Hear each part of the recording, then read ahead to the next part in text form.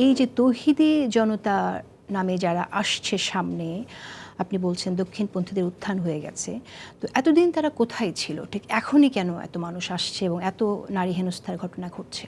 যে আপনি বলছেন যে জিজ্ঞেস করেছিলেন সঙ্গে যে এটা ফ্যাসিস্ট সরকারের সময়ে ফ্যাসিস্ট শাসনামলে তারা কি ভয়ে চুপচাপ ছিল কিনা? আচ্ছা। এক্স্যাক্টলি। না, আমি আপনার সঙ্গে এই প্রশ্নের উত্তরে দ্বিমত পোষণ করব। কারণ সেই সময় আমি আগেও বলেছি, সেই সময়েও এইরকম প্রচুর নারী ধর্ষণের ব্যাপারে, নারী নিপীড়নের ব্যাপারে প্রচুর ঘটনা ঘটেছে।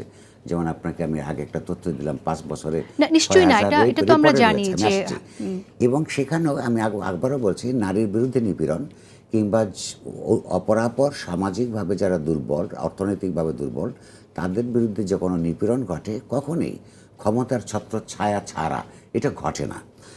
বরং উল্টো একটা ফ্যাসিজমের কালে অনেক দীর্ঘদিন যদি এটা জারি থাকে কোনো সমাজে, মনের অজান্তে আপনার সমাজের একটা বিরাট অংশ নিজেরাই ছোট ছোট ফ্যাসিস্ট হয়ে ওঠে।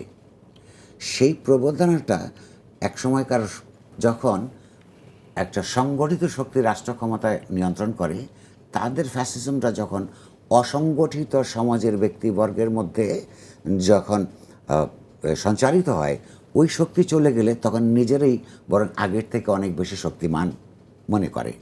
এটা হলো একটা তাত্ত্বিক অবস্থান, যেটা আমরা বাস্তবে দেখতে পাই। এই ক্ষেত্রে যেটা ঘটেছে, ওই সময় আন্দোলনের সময়েও, জুলাই মাসে এটা বোঝা না গেলেও, আন্দোলনের বিজয় পরবর্তী সময়ে এই সমন্বয়কদের অনেকের বক্তৃতা বিবৃতি, তাদের আচরণ, তাদের ভাবাদর্শিক অবস্থান থেকে বোঝা যায় তাদের অনেকের মধ্যে নিজেরাই দক্ষিণপন্থী চিন্তাভাবনার অনুসারী। এবং তাদের কিছু প্রবীণ, আপনার যেটাকে বলে যে প্রৌঢ় মুরব্বীদের নামও এখানে শোনা যায়। তাদের চিন্তাভাবনার মধ্যেও প্রগতিশীলতার নামে এক ধরনের দক্ষিণপন্থাকে প্যাকেট করছে সমাজের মধ্যে, সেটাও আমরা দেখতে পাচ্ছি।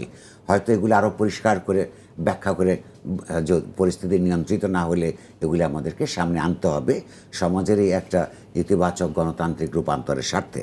ফলে এখনও পর্যন্ত রাষ্ট্রের এক ধরনের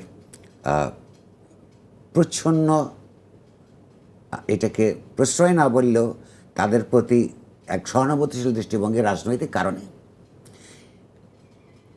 ও যে যারা নিজেদেরকে এমপ্লয়ি মনে করেন, এই তরুণ সমন্বয়কদের, যাদের অনেকেই দক্ষিণপন্থী রাজনীতির প্রতি তাদের কমিটমেন্ট ক্রমাগতই বেড়ে চলেছে, প্রকাশিত হয়ে চলেছে, তাদের ব্যাপারে তাদের এক ধরনের ভাবাদর্শিক ছত্রছায়ায় এরা এই কাজগুলো করছে। রাষ্ট্র যদি নিজেকে অ্যাসার্ট করে এর বিরুদ্ধে, গণতন্ত্রপরায়ণ হয়, সমাজ যদি জেগে ওঠে, তার যে জাগ্রত থাকে, তাহলে এগুলোকে নিরন্তরভাবে যদি জাগ্রত থাকে, এই প্রবণতাগুলিকে আপনার মোকাবেলা করা সম্ভব বলে আমি মনে করি।